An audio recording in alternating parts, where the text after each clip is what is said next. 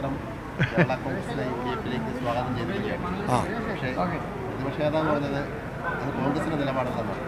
ഇതിനെങ്ങനെയാണ് കേരള കോൺഗ്രസ്? ഈ ജനിക്കാത്ത കുഞ്ഞിൻ്റെ ജാതകം എഴുതുന്ന സ്വഭാവം കേരള കോൺഗ്രസിന് ഇല്ല. ഒന്ന്, കേരള കോൺഗ്രസ് പാർട്ടിക്ക് വ്യക്തമായ കാഴ്ചപ്പാടുണ്ട്, നിലപാടുണ്ട്.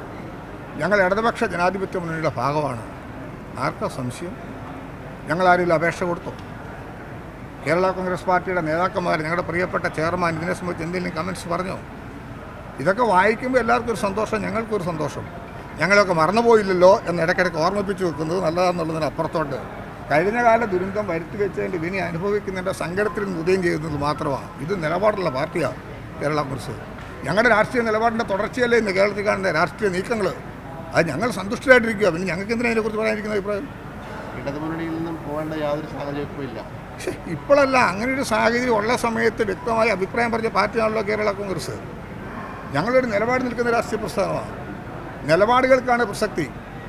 വാർത്തകൾക്ക് കൂടുതൽ പ്രാധാന്യം നൽകിക്കൊണ്ട് സംസാരിക്കുന്നതിലൂടെ ഞങ്ങൾ ആഗ്രഹിക്കുന്നില്ല. പൊതുവേദി ചർച്ച ചെയ്യപ്പെടേണ്ട വിഷയങ്ങൾ പൊതുവേദിയിലും അതോടൊപ്പം രാഷ്ട്രീയപരമായി എടുക്കുന്ന തീരുമാനം പാർട്ടിയിലും മുന്നണിയിലുമൊക്കെ ചർച്ച ചെയ്യപ്പെടുന്ന രാഷ്ട്രീയ നിലപാടുകളാണ്. അതിൽ വിശ്വസനീയമായ നിലനിർത്തുന്നവരാണ് കേരള കോൺഗ്രസ്. അത് പാർട്ടി ചെയർമാൻ തന്നെ അവിടെ വ്യക്തമാക്കിയിട്ടുണ്ട്. കേരള കോൺഗ്രസിനെ കുറിച്ച് ആരും വ്യാകുലപ്പെടേണ്ട.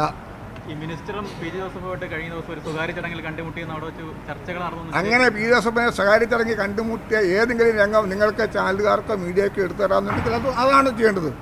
കാണാത്ത കാര്യം എഴുതി വെക്കി എനിക്ക് എന്ത് ചെയ്യാൻ പറ്റും? ഞാൻ പി. ജോസഫിനെ കണ്ടിട്ടില്ല. പിന്നെ ഇവിടെ ചർച്ച ചെയ്യുന്നത് അരൂപിയായിട്ട് വല്ലതും വന്ന് ചർച്ച ചെയ്തായിരിക്കും, എനിക്കറിയത്തില്ല.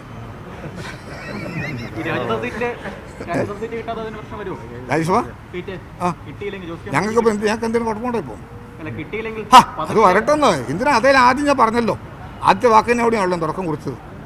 വരാൻ സാധിക്കാത്തൊരു കാര്യത്തെക്കുറിച്ച് ഇതിന് അങ്ങനെ ആശങ്കയുള്ള പാർട്ടിയല്ലെന്ന്.